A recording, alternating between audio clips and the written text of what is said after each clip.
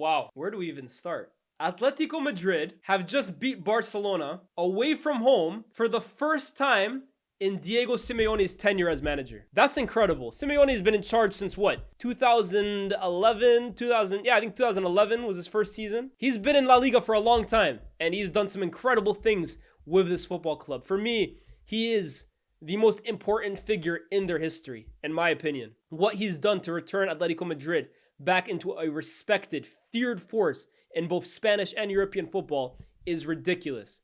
To snatch 2 La Ligas in the Messi and Ronaldo era, perhaps the most competitive La Liga or leagues campaign that we've seen with Atletico Madrid is incredible. And yet in this entire time, he's never been able to defeat Barcelona away from home. Well, tonight that curse ends because they have just pulled off the snatch and grab victory of the season.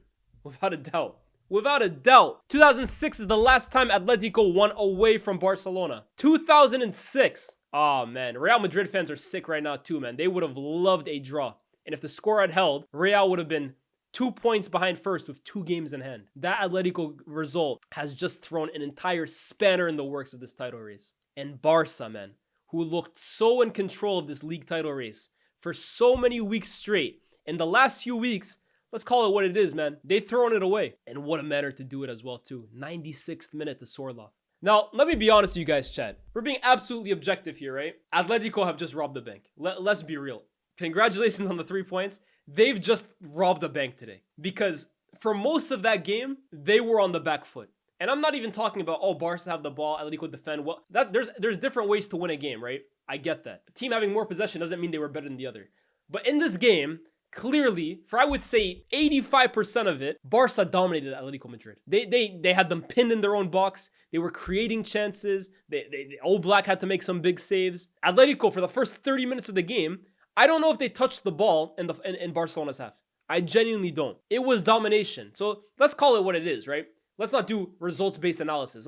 The game was all Barca. But to be fair to my chat, they kept saying over and over, they might regret these chances. They might regret all these misses. They might regret all these misses.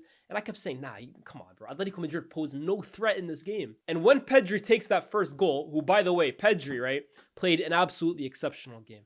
And if anyone doesn't deserve to be on the losing team today, it's Pedri Gonzalez. He was the man of the match. And that's one of the best performances by a midfielder you'll see in European football this season. Ran the show, dictated play, created chances, scored his goal, put Rafinha through on goal.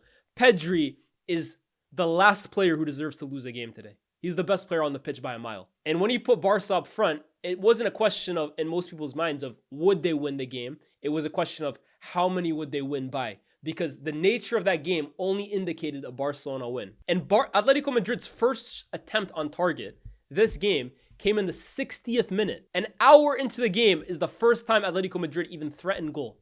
And lo and behold, it was a goal. Again, one of those attacks from Atletico Madrid where they commit numbers forward, nothing really comes from it, you would assume, but Barca gift Atletico Madrid a chance in the form of Casado. A lazy clearance, it was a back heel effectively right in the path of Rodrigo De Paul, who puts it away. It was a good finish from De Paul.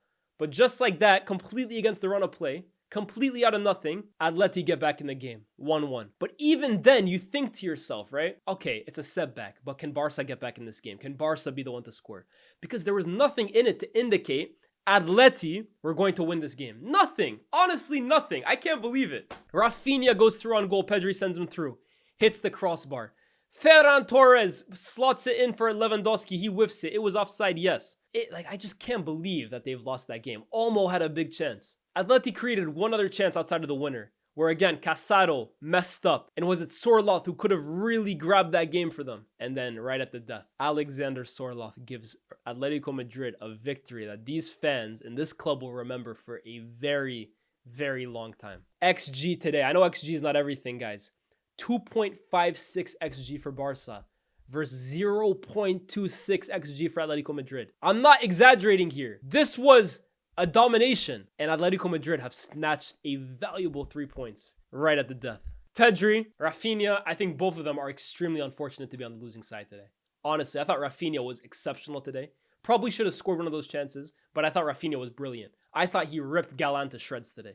And Pedri, man, when we talk about best midfielder in the world, right? You have your Judes, you have your Musialas, you have your Cole Palmers this season, Gravenberch, Caicedo. These guys are all terrific, and they're all different kinds of midfielders, right? I often hear the comparison between Jude and Pedri, and Jude is a sensational player, but he's very different to Pedri. And what Pedri does, I don't know if there's a better player in the world at what he does.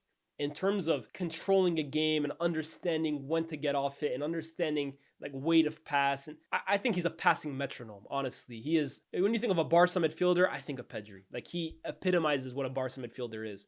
And today, I just feel bad for him, man, because he's undoubtedly the man of the match, and he just doesn't deserve to lose today. Wow. Rafinha, ditto. I thought he was brilliant. But one guy I think we have to talk about today, chat, is Lewandowski. Now, Lewandowski started the season like a house on fire.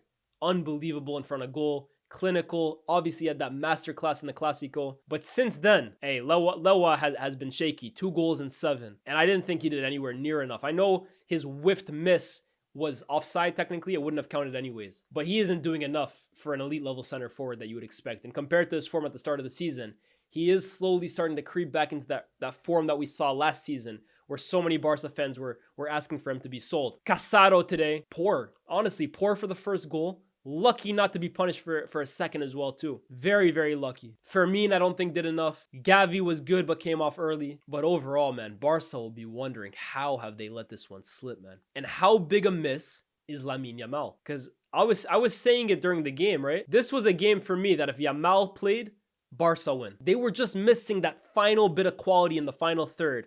A guy who, when it's crunch time, when it's like in front of goal, or when he needs to find the right pass, he almost always makes the right decision. That's Lamine Yamal. And this is why for me, right?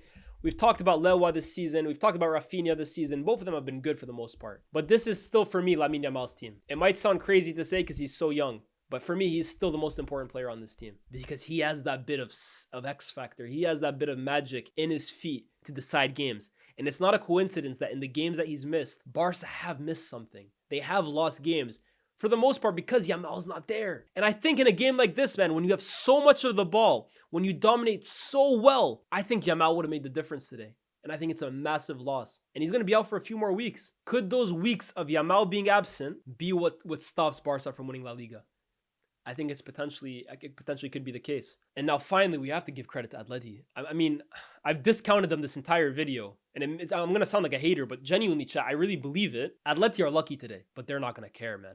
What a victory for them. I have to give them credit for their resilience. That's one thing for sure. Now Atleti under Simeone, I often find people watch Atletico Madrid these days and they still have like this image of Simeone's old Atleti teams, the ones that were resilient, defensive, aggressive, strong. Simeone has evolved as a manager, and over the last few seasons, his teams have been a lot more attacking than they are defensive. Let's get that out the way. But today was a real throwback to Simeone Atletico Madrid, like the old Simeone Atletico Madrid, watching this game. Today was a throwback to the likes of Gabi, the likes of Godin, the likes of Diego Costa, the likes of Courtois, that Atleti team. This was an old-fashioned Diego Simeone grinded out win, and it makes it 12 wins in a row. And I said to my chat at the beginning of the game, right? If Atletico Madrid, let me make this clear. I didn't think Atletico Madrid were going to win, but I did say this, and my chat can back me up here. I did say if Atletico Madrid can stay in this game late enough, their substitutions could make all the difference. Because I was reading this article this week about how well Diego Simeone utilizes his bench. And I don't think there's a more effective bench in European football at the moment than Atleti's substitute bench. In terms of the minutes that they play, how many substitutes he makes a game, how early he makes his substitutions, and the contribution that bench makes in games. I'm surprised, in fact, Correa didn't come in today and grab a goal, because he's been highly effective off the bench for them. But in the form of Sorloth, he was big today for them. Molina with the assist, he was big for them today. It's another game where Diego Simeone's in-game substitution has changed the manner of the game. And like I said, if we're being real, they got lucky today. But hey, to the victor the spoils, man. And when you're making this many in-game substitutions that continuously win your team points, how often can you call it luck? They have a very, very good very, very good bench, man. A very, very good bench. And look, Barca, when you continue missing chances like this, Barca fans will feel hard done by, and I think they should, but how hard done by can you really feel when you miss that many chances, man? All Blacks saved them a ton of times, for sure. La Liga just got that much more interesting. Let's take a look at the La Liga title race right now. This changes everything, man, honestly. Atletico Madrid are now top of the league with a game in hand on Barca. Take a look at that, chat.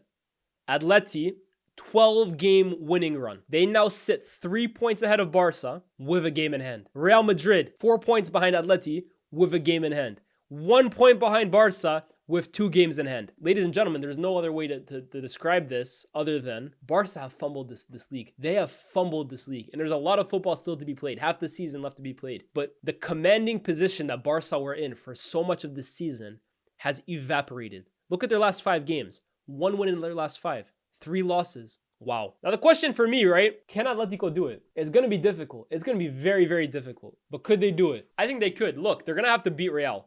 And to be fair, someone made a good point in my chat earlier. La Liga is so interesting because it's like rock, paper, scissors between Atleti, Barca, and Real. Atleti normally never beat Barca, but they have a good record against Real. Barca almost always beat Atleti, but recently they've struggled against Real, obviously, except for the derby this year, the Clásico this year. Real struggled against Atleti, but they do well against Barca. So it's very, very weird. It's a long season. But who's best equipped to last the course? Real, my worry for them is the injuries defensively that they have. Militao, Carvajal. Let's see. They've had to get big minutes from the likes of Asensio and Vasquez playing at right back. It hasn't been easy for them. But if they can stay in this title race long enough that hopefully Mbappe can really eventually get back to the Mbappe we know, or even 75% of that, they might be the team, especially the way Jude is playing recently. Atleti, they've climbed themselves to the top with this 12-game winning run. But how long is that going to last? Barca, can they regroup once Yamal comes back? I think we're looking at one of the best title races in Europe this year, guys. La Liga and Serie A this year for me are the best title races. But let's see, man. What a game, what a turnaround, and what a victory for Diego Simeone and Atletico Madrid. But man, Barca, how did you let it slip so bad? Unbelievable.